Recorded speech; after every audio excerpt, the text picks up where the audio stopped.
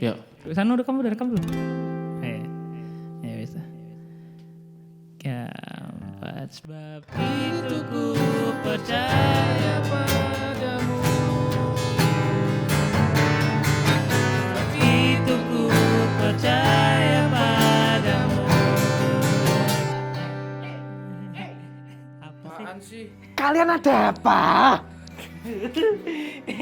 Kenapa kalian?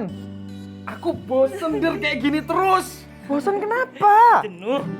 Kenapa jenuh? Ibadah online terus. Seharusnya saya yang jenuh. Bertatap-tatapan sama kamu terus itu bosen Der. Apalagi saya. Aku mau ibadah yang langsung. Saya juga. Udah, kamu sana dulu Kak. Sana dulu. Halo teman-teman Icon Youth dimanapun kalian berada. Iya. Kembali hadir di ibadah tanggal 20 sekian bulan September. 28 ya? 28 ini boleh tak buka ya? Boleh. Ya, di tanggal 28 Desember ini Desember. Enggak dong. Enggak dong, enggak sampai situ. Nah, jadi buat teman-teman selamat mengikuti ibadah Icon Youth. Iya, tapi jawabanku tadi gimana? Aku nggak mau kayak gini terus Der. Nah, bentar toh. Gak cuman kamu aja yang bosen, aku juga bosen. Apalagi yang rekam aku, Iya. yang ngedit aku. Iya, sungguh memberkati. Itu kan nanti yang aja. Oke, Nah, oke. teman-teman yang di rumah juga pasti bosen. Pasti bosen, ya. Juga di rumah bosen. Mereka harus sekolah online. Iya. Kerja juga pasti ada beberapa yang online. Youth online. Youth ibadah juga online juga. Semuanya serba online. Ada harapan nggak sih dari online? Nah, oleh sebab itu teman-teman, ada kabar baik di tanggal 4 September kita akan mengadakan ibadah onsite kembali. Buka aku kayak gini. Yang main musik orang lain. Yang nyuting bukan saya. Tidak ada editan. Cuman karir saya yang terancam. Tapi iya ngomong ada teman-teman yang baru mau daftar deh. Benar banget. Jadi kita ingin mengucapkan selamat atau welcome untuk teman-teman yang baru pertama kali mengikuti ibadah kita ataupun mengenal Inspiration Generation ini. Caranya buat daftar. Aduh, buka WhatsApp kan? Caranya dengan ketik baru, spasi nama, spasi tempat tanggal lahir, spasi tempat tanggal lahir, kirim ke nomor 08. ya. Kamu aja nggak hafal apalagi aku. Kemudian kirimnya ke nomor 085866949372. Mantap. Buat teman-teman juga yang mau memberkati ya, memberikan berkat dari apa yang sudah diberikan sama Benar, Tuhan, ya. mau ngasih persembahan teman-teman Kita bisa punya melalui BCA maupun OVO atau GoPay. GoPay. Benar Jadi, banget. yang sudah tertera ya. Benar, seperti biasanya lah. Dan teman-teman bisa nge-pause sebentar video ini untuk scan barcode dulu nggak apa-apa. Betul, tapi ya jadi saya mau arah-arah ke ekonomi gak enak. Ya nggak apa-apa. jangan. Ingat ya, di sini karir yang dipertaruhkan. Oke, nah selanjutnya teman-teman kita juga nggak ada hentinya untuk mengingatkan teman-teman kita punya pemuritan. Betul, ada Velas dan Meet. Benar, Velas dan Meet itu apa sih, Di? Velas dan Meet itu tempat di mana kalian menemukan pribadi manusia ya. Betul dong. Bukan yang tidak berwujud ya, Iya. ya. Yang saling mengerti, saling mendukung, saling menguatkan. Bener, pokoknya itu sama-sama bergerak untuk ke arah yang lebih baik. Kalau mau daftar, Der, Teman-teman bisa melalui aplikasi kita di MyGBTKAO atau di website yaitu gbtko.org. mantap. Terus ada juga ministry bagi teman-teman, apalagi nih mau onsite ya, Der, ya? Bener, apalagi mau onsite. Kita akan bersama-sama melayani bagi Bener. teman-teman yang punya talenta Dan punya rindu. kerinduan hati ya. Teman-teman bisa mendaftarkan diri kalian segera. Kita punya banyak banget pelayanan yang bisa membantu teman-teman untuk semakin berkembang dan bertumbuh ya. Ini kita salah satunya punya kru. Koordinatornya mumpung tahun ini masih aku. Ya. Dan juga ada Apa tuh? MC. Ya, MC kita MC. Terus nanti setelah ini ada PW, Betul, Presiden Gojek. ya. Terus ada Asyir juga, ada Banyak. media dan Bisa pokoknya ditemukan sebanyak- di mana, Der? Bisa ditemukan di aplikasi yang tadi MyGPTKO maupun website gbtko.org maupun teman-teman bisa mendaftar melalui Instagram kita aigen.youthextins maupun aigen.youngadult. Ya, ada juga Iron X. Discipleship. Kenapa ketawa? Discipleship. Kenapa? Oh, kenapa dis? Ya, pokoknya itulah. Island ini berkolaborasi dengan Discipleship dan ini membahas satu topik yang relate banget sama kita akhir-akhir ini. Jadi teman-teman bisa mendaftar melalui bit.ly/ayo daftar Island. Mantap. Terus itu tanggalnya itu nanti 1 September. Pembicaranya itu nanti ada Yogi Santoso. Betul. Mantap. Dan selain itu kita juga mengingatkan teman-teman apa? Apa sih yang harus diingetin cuy? Apa? Apa yang mau diingetin? Apa? Iya, apa? Sudah ada di digital platform kesayangan kamu, Lavender. Lagu Bener apa banget. sudah bisa didengarkan dari sebulan lalu ya. Tapi tidak henti-hentinya kita mendengarkan Bener. Supaya AdSense-nya masuk. Enggak lah, kita itu buat karya itu bukan cuma buat AdSense. Tapi bener-bener itu untuk menyalurkan bakat-bakat dari anak-anak yang punya talenta dan kerinduan untuk melayani juga Tuhan. ada pemasukan ya. Iya bener banget. Lalu kita punya Aca minggu ini datang dari Villa Joyful Gede, Amsal 21 ayat 30. God, ini mending kamu aja yang baca deh, bahasa Inggris. God knows best. Apapun itu dari yang dari Tuhan sudah pasti yang paling benar. Mau sebagus apa rencanamu, kalau diarahkan Tuhan ke rencana lain, percayalah bahwa yang Tuhan sediain itu paling terbaik. Dan selanjutnya ini adalah Rio dari Vela Saruh. 1 Tesalonika 5 ayat 18. Dari ayat ini kita diajarkan bahwa mengucap syukur merupakan salah satu kehendak Allah. Mengucap syukur bukan hanya di saat kita senang, namun juga saat kita berada di titik terendah dalam hidup kita. Seringkali kita lupa untuk mengucap syukur karena terbawa suasana.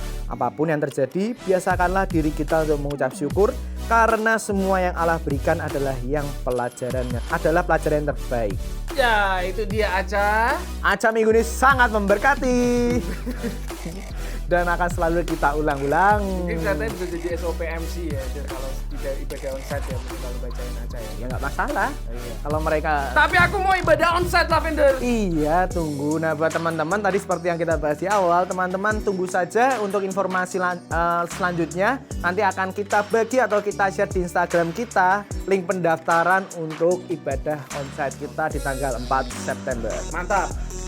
Oke, itu sekian dari pengumuman seminggu ini ya, Lavender. Benar Buat banget. teman-teman, walaupun minggu depan onsite tetap harus jaga kesehatan. Betul. Protokol tetap harus dijalankan. Benar. Dan jangan lupa yang paling penting adalah ayo kita vaksin. Saya sudah vaksin yang kedua. Mantap. Walaupun sakit. See you teman-teman, bye-bye. Jangan lupa kita berjumpa besok minggu depan.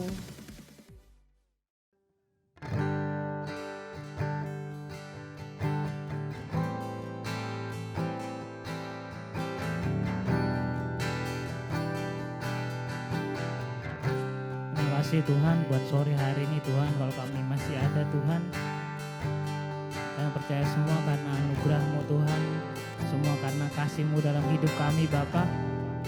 Oleh sebab itu Tuhan, kami minta sore hari ini layakkan kami Tuhan untuk datang menyembah Engkau, memuji Engkau, meninggikan Engkau, Yesus Raja di atas segala raja, penguasa hidup kami.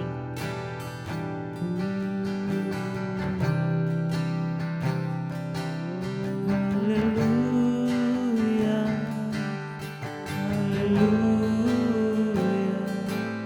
haleluya.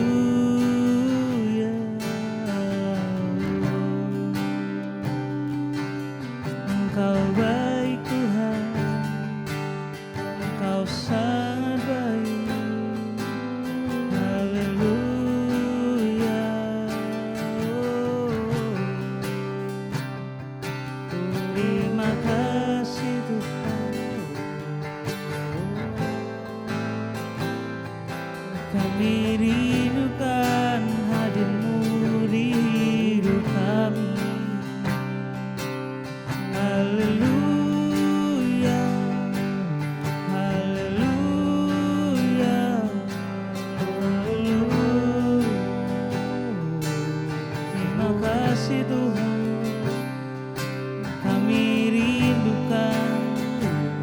sukacita darimu Tuhan. Terima kasih Roh Kudus, hadirlah di sini Tuhan, hadirlah di sini Tuhan.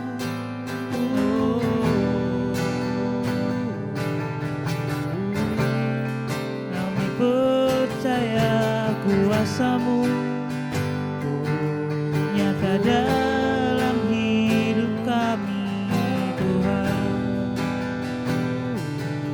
Kuasa-Mu bekerja saat kami perlukan. Mujizat-Mu terjadi dalam hidup kami Bapa. Haleluya.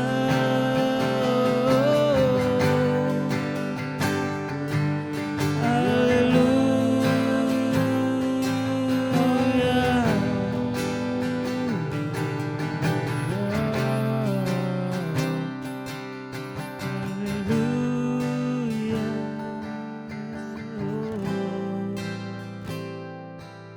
Haleluya.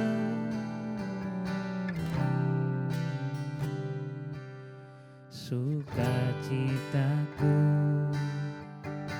kekuatanku saat ku menyembah-Mu, pengharapanku,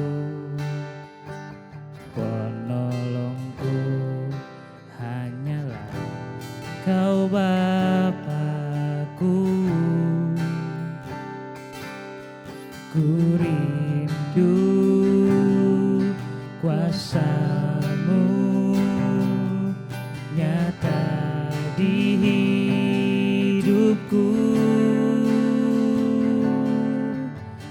Tiada yang mustahil bagi-Mu, tiada yang sukar di hadapan-Mu Yesus, tiada yang tak mungkin bagi-Mu. Sebab itu ku percaya pada-Mu.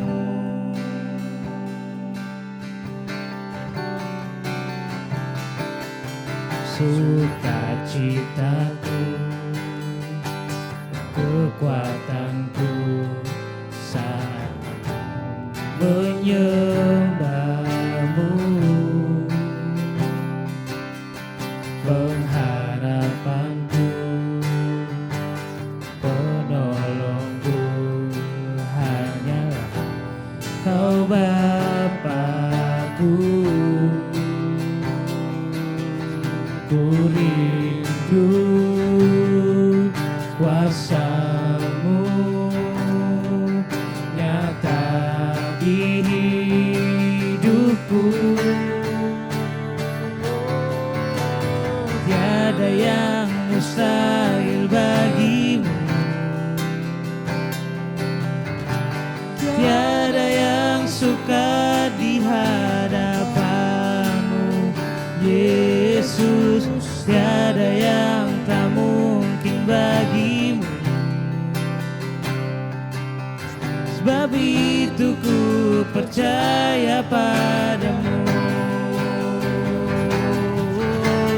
Tiada yang mustahil bagi-Mu, tiada yang sukar di hadapan-Mu Yesus, tiada yang tak mungkin bagi-Mu. Sebab itu ku percaya pada-Mu. Sukacita kami Tuhan, sukacitaku, kekuatanku saat menyembah-Mu, pengharapanku, penolongku hanyalah Kau Bapa-Ku.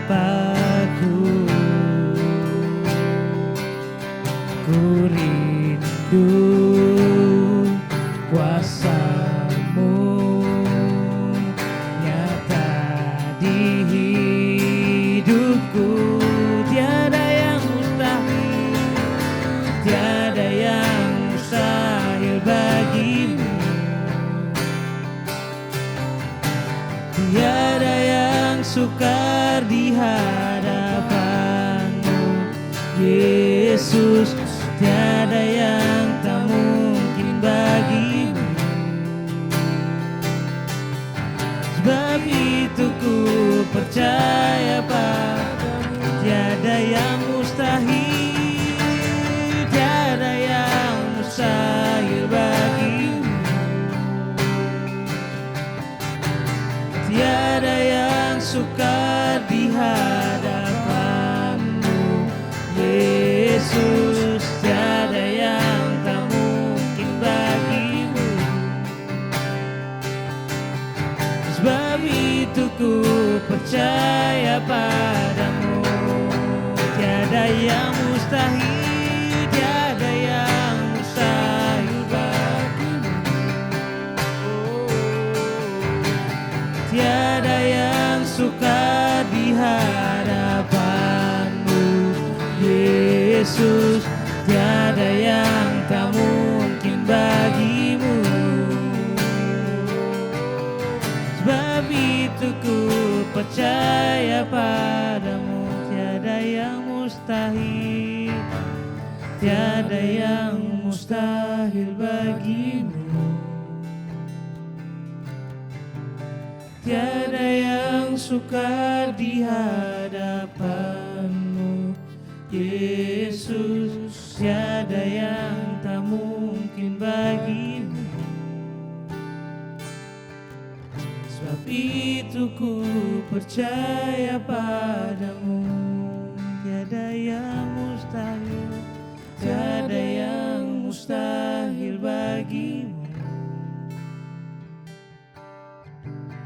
Tiada yang sukar di hadapan-Mu, Yesus. Tiada yang tak mungkin bagi-Mu. Sebab itu ku percaya padamu. Mari sembah Dia. Haleluya, haleluya. Kami percaya tiada yang mustahil bagi-Mu. Kuasa-Mu nyata di hidup kami. Haleluya. Kami percaya tiada yang mustahil. Haleluya. Haleluya.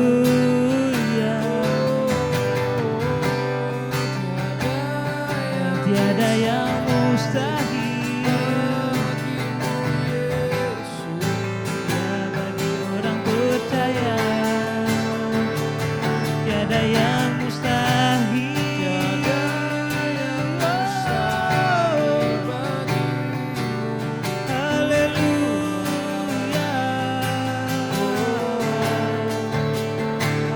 Kami percaya anugerah-Mu besar. Haleluya.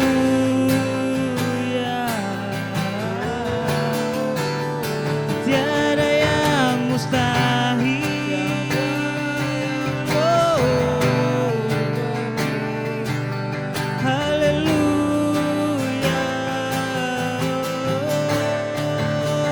Tiada yang bagi orang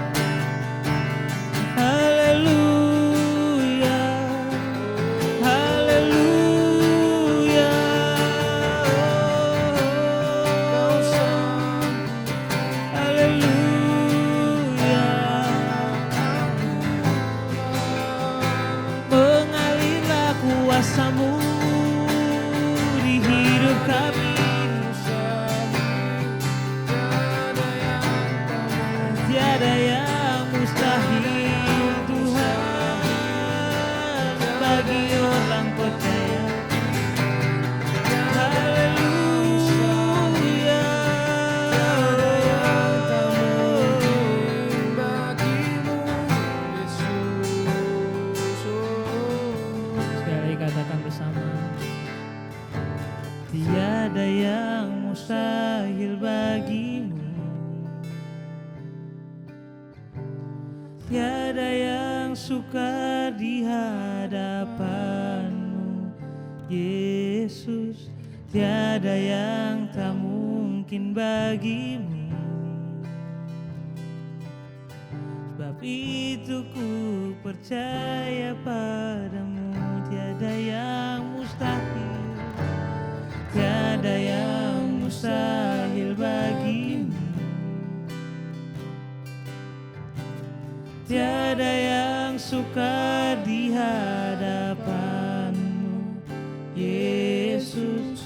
Tiada yang tak mungkin bagimu.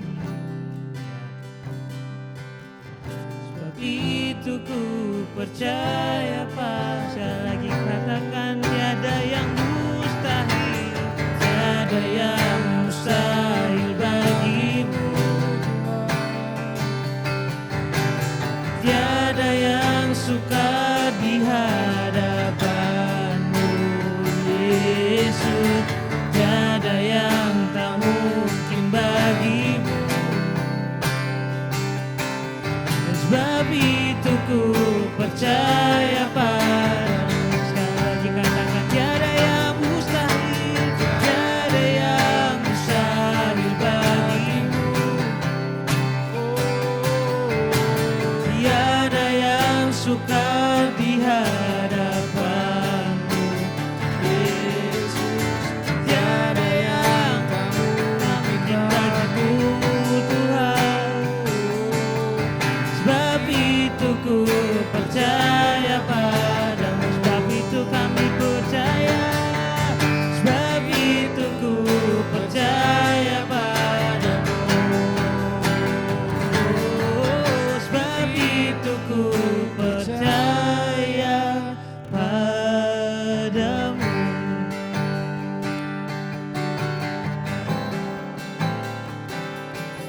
Kami percaya Tuhan. Kami percaya Tuhan. Kami percaya Tuhan. Kuasa-Mu bekerja di hidup kami.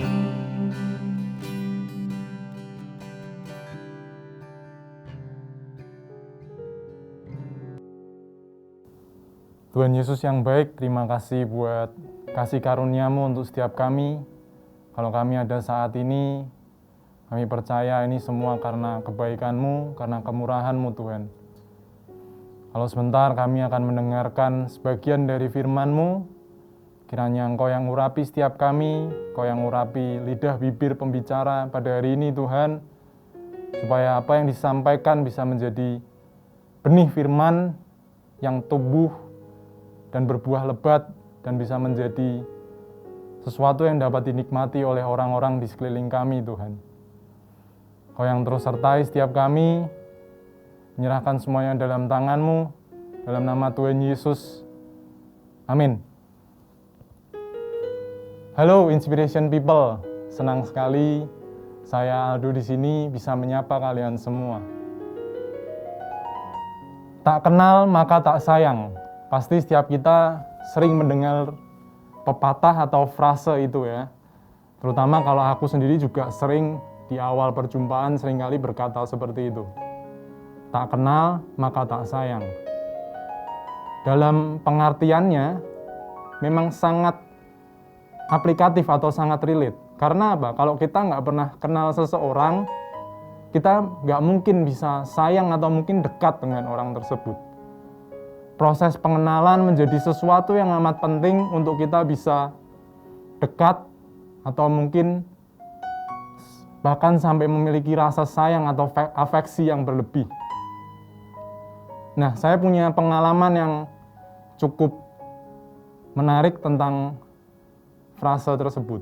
Jadi kurang lebih sekitar 2 tahun yang lalu saya mendapatkan kepercayaan untuk bekerja di sebuah kota yang bernama Purwokerto. Jaraknya kurang lebih 200 km dari kota Semarang. Kalau kota Semarang ada di Jawa Tengah bagian utara, Purwokerto ada di Jawa Tengah bagian selatan. memang nggak terlalu jauh, tapi secara bahasa, logat, dan dialek punya perbedaan yang cukup bertolak belakang gitu. Sampai waktu awal-awal aku di sana, aku merasa sulit untuk mengerti bahasa mereka. Kalau kata mereka, orang ngapak, orang kepenak. Yang kencot, ya madang katanya gitu. Ya kurang lebih seperti itulah. Di awal-awal aku di Purwokerto, sekitar 1 bulan pertama, aku cukup mengalami pergolakan secara emosi, sempat mengalami kegalauan kurang lebih seperti itu ya. Sampai akhirnya saya mendapat sebuah penyakit yang bernama asam lambung. Karena apa? Di awal-awal di sana, saya nggak bisa berinteraksi sama orang dengan cukup lancar. Karena bahasanya yang cukup unik. Karena ngapak gitu. Nah, maka dari itu, akhirnya saya memutuskan untuk banyak berkumpul, banyak berinteraksi bersama dengan mereka, belajar juga, lihat-lihat di internet, supaya paling enggak sedikit fasih lah. Nah, dibutuhkan proses belajar supaya kita bisa mengenal seseorang, butuhkan proses belajar di masa pengenalan itu sendiri. Supaya apa? Supaya kita bisa sayang, bisa berdamai. Nah, setelah melewati proses pengenalan itu, makanya akhirnya bisalah, akhirnya sampai di 2 tahun ini saya bekerja di Purwokerto. Nah, sama halnya dengan Tuhan. Kita memiliki hubungan dengan Tuhan. Kalau kita nggak pernah mengenal Tuhan, bagaimana mungkin bisa kita sayang? Kalau kita nggak pernah mengenal Tuhan, bagaimana mungkin kita bisa mengerti rancangannya? Dan bahkan kalau kita nggak pernah mengenal Tuhan, kita akan tersesat. Dan bahkan kita akan dijerumuskan ke dalam perapian yang kekal atau terpisah dari Tuhan atau neraka itu sendiri.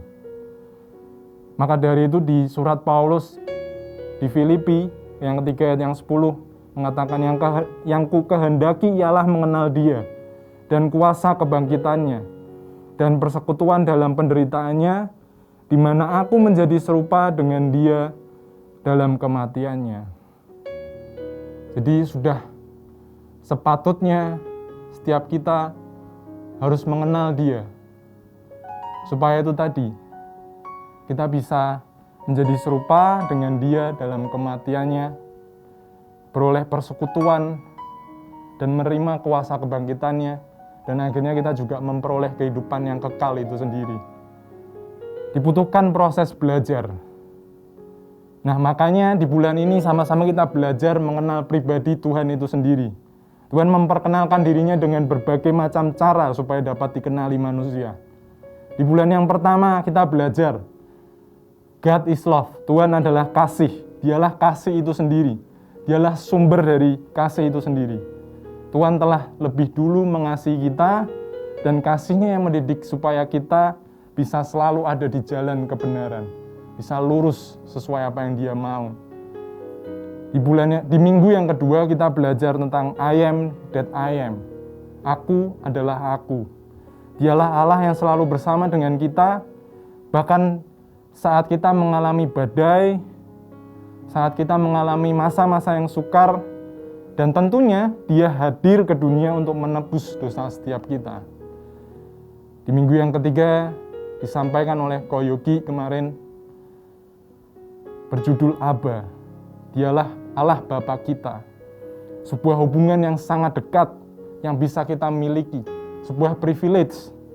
Dialah Allah, Dialah Bapa yang akan memelihara kehidupan kita dan mencukupkan setiap kebutuhan kita. Dan sampai akhirnya di minggu yang keempat kita belajar tentang Jehovah. Mari sama-sama kita buka di Ulangan 6 ayat yang keempat. Ulangan yang ke-6 ayat yang keempat. Dengarlah, hai orang Israel, Tuhan itu Allah kita. Tuhan itu Esa. Ayat ini dikenal sebagai Shema Yisrael. Sebanyak kurang lebih 3 kali dibacakan di masa-masa perjanjian lama. Bahkan sampai sekarang. Supaya apa? Supaya bangsa Israel mengingat terus bahwa Tuhan adalah Allah kita dan Tuhan kita itu satu.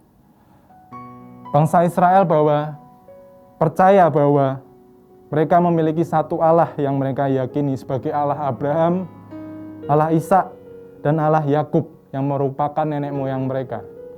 Dan di Alkitab, di versi terjemahan aslinya, Tuhan terdiri dari 4 huruf mati atau disebut sebagai tetragrammaton. YHWH, tertulis YHWH atau banyak dibaca Yahweh. Nah, nama ini ditulis sebanyak 6.800 kali di Perjanjian Lama dan diterjemahkan dengan kata Tuhan, huruf besar semua atau capital letter semua. Makanya kalau teman-teman lihat di Ulangan 6 ayat yang keempat, kata Tuhan huruf besar semua. Tuhan itu Allah kita, huruf besar semua. Tuhan itu Esa, kata Tuhannya menggunakan huruf besar semua. Nah, namun karena YHWH atau Yahweh itu sendiri dianggap terlalu suci untuk diucapkan menurut orang-orang Ibrani atau orang-orang Israel pada masa itu, pengucapannya diganti menjadi Adonai, yang artinya adalah Tuan, penguasa, pemilik, junjungan, atau dapat berarti Allah yang perkasa.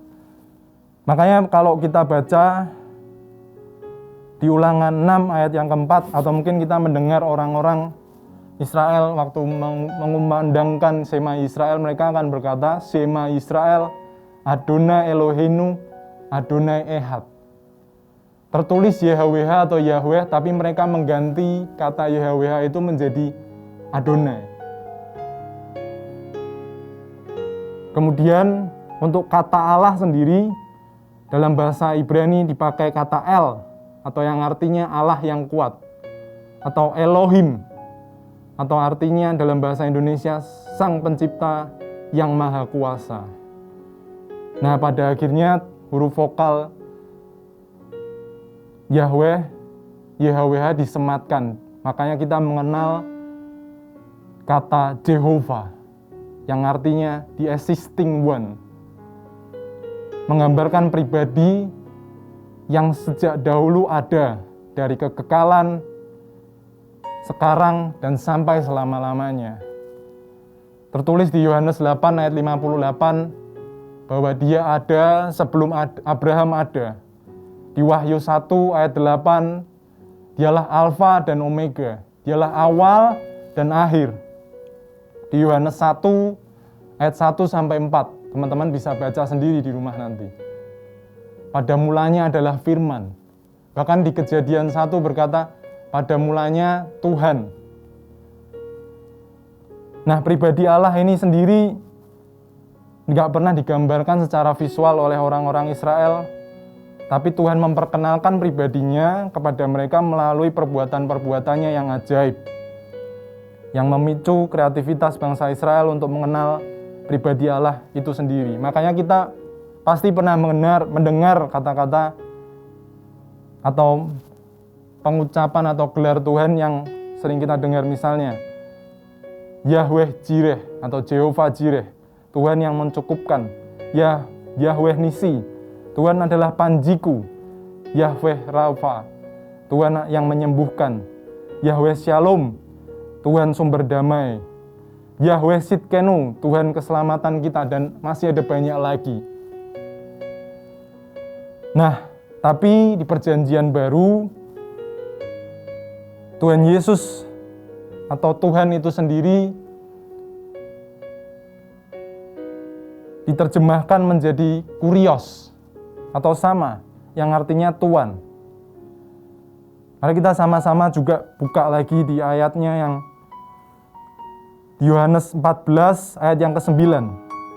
Kata Yesus kepadanya, telah sekian lama aku bersama-sama kamu, Filipus, namun engkau tidak mengenal aku. Barang siapa telah melihat aku, ia telah melihat Bapa. Bagaimana engkau berkata, tunjukkanlah Bapa itu kepada kami? Atau mungkin di Yohanes 1 ayat yang ke-14, kita juga bisa melihat sama-sama, firman itu telah menjadi manusia dan diam di antara kita.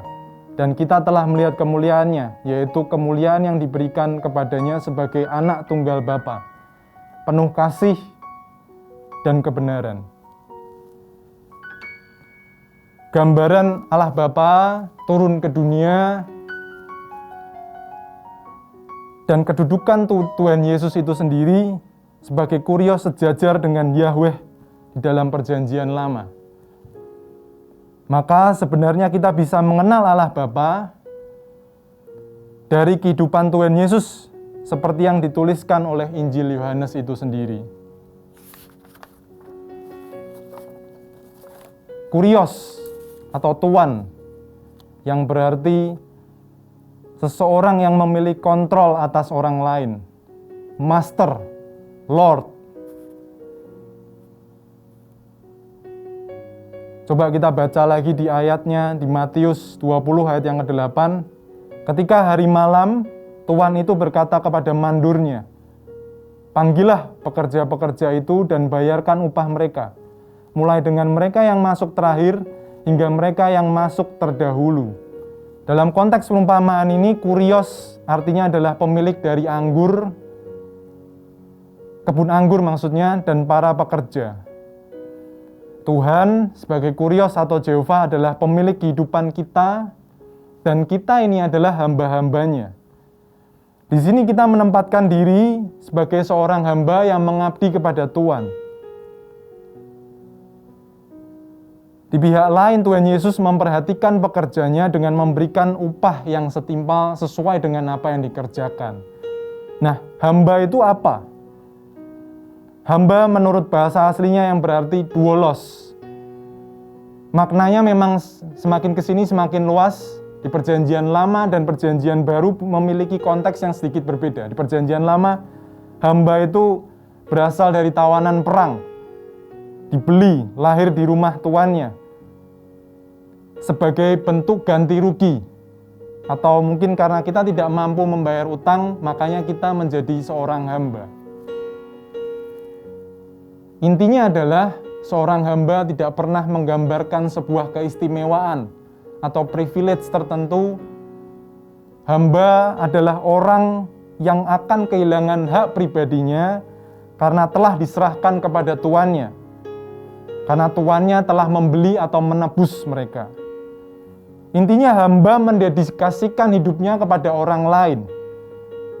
Maka hamba hanya melakukan pekerjaan yang diperintahkan tuannya sebagai tanggung jawab mereka. Jauh dari kata enak.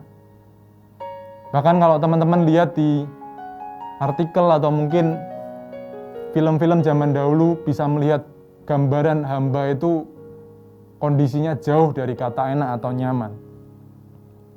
Intinya tidak bebas, tidak enak. Dan Tuhan Yesus sendiri juga sudah mencontohkan ketika dia hidup di dunia. Tertulis di Markus 10 ayat 45, dia datang sebagai hamba untuk melayani. Tertulis juga di Filipi 2 ayat yang 6 sampai yang ke-8. Dia datang ke dunia, tidak menggunakan rupa Allah, mengosongkan dirinya untuk melayani manusia. Mari kita sama-sama buka di Wahyu yang pertama ayat yang ke-8. Aku adalah Alfa dan Omega, firman Tuhan Allah, yang ada dan yang sudah ada, dan yang akan datang, yang maha kuasa.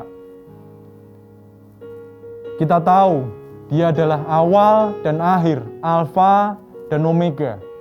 Tertulis di abjad Yunani, Alfa adalah abjad yang pertama, Omega adalah abjad yang terakhir. Tidak ada lagi selain dia. Karena dia adalah yang awal dan dia adalah yang akhir. Jehovah, dia existing one, yang ada dari awal hingga akhirnya. Dan aplikasinya seperti apa? Yesus adalah Alfa Omega. Jadi segala sesuatunya harus berawal dari dia. Karena dialah yang pertama dan yang utama. Namun seringkali apa yang menjadi awal setiap kita? Uang, prestasi, posisi, kenyamanan. Sehingga seringkali kita melupakan kehadiran Tuhan sebagai pondasi atau awal buat setiap kita. Seharusnya kita memulai hidup ini di dalam Dia. Semuanya harus bersumber kepada Dia, bukan diri kita sendiri. Motivasinya ada di dalam Dia. Dialah awal dari semuanya. Ketika memulai kehidupan, jangan lupa kita berdoa, mengucap syukur, dan intinya meminta penyertaannya. Yesus adalah Alfa, Dialah awal. Dan yang kedua, Yesus adalah Omega, akhir. Yang artinya apa? Segala sesuatu harus berakhir pada Dia, dan semuanya harus berorientasi kepada Dia tentunya. Harus sesuai dengan apa yang Tuhan mau. Jalan yang kita ambil, rancangan atau plan yang kita punya harus sesuai dengan apa yang Tuhan mau.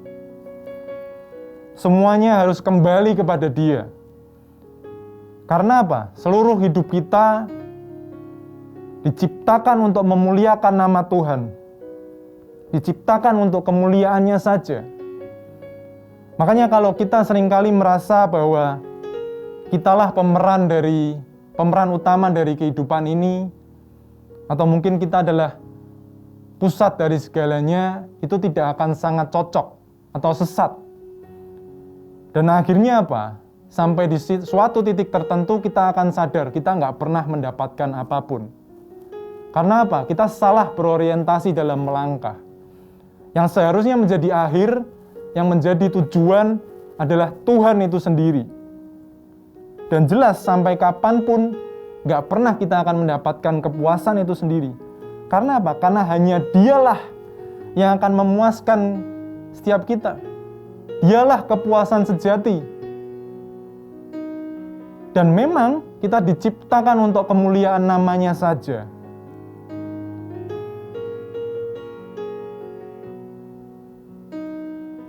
Namun seringkali setiap kita merasa ketika kita hidup di dalam perhambaan, di dalam Tuhan, karena tadi seperti sebelumnya aku menjelaskan, kita adalah hamba. Kita seringkali bilang, gak enak jadi orang Kristen. Terbelenggu, gak bebas, gak boleh apa-apa. Ini gak boleh, itu gak boleh, apa-apa gak boleh. Saya memberikan opsi sebuah penawaran satu lagi. Selain hamba Tuhan, ada satu lagi, yaitu hamba iblis. Terserah kalian mau pilih yang mana. Cuman paling enggak, aku nggak akan berpanjang-panjang soal hamba iblis itu sendiri, cuman aku akan memberikan spoiler sedikit. Kalau kita nggak mau menjadi hamba Tuhan, kita akan menjadi hamba iblis. Coba kita sama-sama buka di Yohanes 10, ayat yang ke-10. Pencuri itu datang hanya untuk mencuri dan membunuh dan membinasakan. Tapi aku datang, maksudnya aku di sini adalah Tuhan, supaya mereka mempunyai hidup dan mempunyainya dalam segala kelimpahan. Pencuri berkata sebagai sosok iblis itu sendiri. Dia datang untuk mencuri, membunuh dan membinasakan. Dan di Yohanes 8 ayat yang 44 berkata bahwa Dialah bapa dari segala pendusta. Nah, intinya apa? Nampaknya di awal si iblis ini atau sisi yang berseberangan dengan Tuhan ini bisa memberikan kenyamanan, kenikmatan. Bisa memberikan sesuatu yang mengenakkan kita. Atau apa yang kita inginkan, misalnya posisi, kemewahan, uang, materi, dapat dia berikan kepada kita. Dia maksudnya iblis itu sendiri. Tapi jangan lupa di Yohanes 8 ayat 44 dikatakan dia adalah bapa pendusta. Di Yohanes 10 ayat yang 10 berkata dia pencuri. Dan pencuri itu melakukan apa? Mencuri, membunuh dan membinasakan. Dan akhirnya tempat di mana harus berakhir kalau kita tidak mau menjadi hamba Tuhan, yaitu mari kita sama-sama buka di Matius 25 ayat yang ke-30. Dan campakkanlah hamba yang tidak berguna itu ke dalam kegelapan yang paling gelap. Di sanalah akan terdapat ratap dan kerta gigi. Inilah konsekuensi yang akan kita dapat apabila kita tidak mau untuk diperhamba oleh Tuhan itu sendiri. Pilihannya jelas, cuma ada dua. Hamba Tuhan, hamba Allah, atau hamba iblis. Untuk menutup, saya memiliki sebuah ilustrasi. Di sini ada sebuah sarung tangan plastik. Alat ini menjadi sangat relate di masa-masa sekarang, karena untuk melakukan segala sesuatunya kita harus melakukan dengan higienis, steril gitu ya.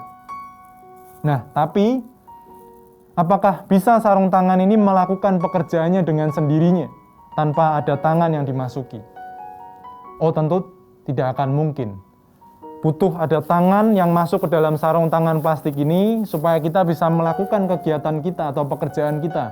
Misalnya mengambil HP, atau mungkin masak, dan segala macam kegiatan yang membutuhkan kebersihan atau sterilitas itu sendiri. Nah, sarung tangan ini menggambarkan apa? Kehidupan kita, manusia. Dan tangan ini adalah siapa? Tuhan. Dan tentunya Tuhan harus menjadi awal dan akhir. Menjadi yang utama dan akhir dari tujuan setiap kita dalam melakukan kegiatan. Supaya apa? Dalam hidup kita dapat melakukan sesuatu yang berdampak, sesuatu yang berguna, sesuatu yang dapat memberkati sesama kita. Mari kita berdoa. Tuhan, bersyukur buat kasih karunia-Mu. Bersyukur buat kebaikan-Mu buat setiap kami, Tuhan. Kalau hari ini kami belajar tentang pribadi-Mu sebagai pemilik kehidupan kami, Kaulah Tuhan di atas segala Tuhan, dan kamilah hambanya. Ajarkan kami untuk terus tunduk di bawah kaki-Mu, untuk tunduk terus di bawah arahan-Mu, Tuhan. Dan kami berdoa untuk setiap teman, setiap keluarga, setiap apa yang kami lakukan, supaya tentunya dapat memuliakan nama-Mu saja, Tuhan. Dan kalau kami sebentar akan berpisah, kiranya kasih karunia-Mu, berkat-Mu, urapan-Mu, penyertaan-Mu ada mulai dari sekarang sampai selama-lamanya. Tuhan Yesus, kami sudah berdoa. Amin.